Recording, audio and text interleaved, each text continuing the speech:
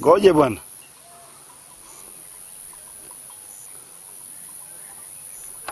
Up to date, almost 7,000 hectares approximately has been recovered. About 300 families were removed from the forest, and currently they are resettling outside the forest. And almost 600 to 500 structures were put down.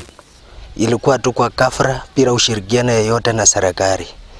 Tulichukuliwa kama sisi si wenyeji.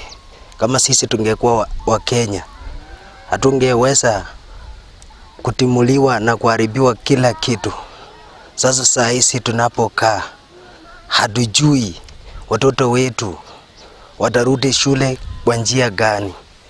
So we as the service, we don't want conflicts with the community around any gazetted forest. So before the end of the year, a team from Kenya Forest Service Headquarters and government surveyors will come on the ground and do their alignment.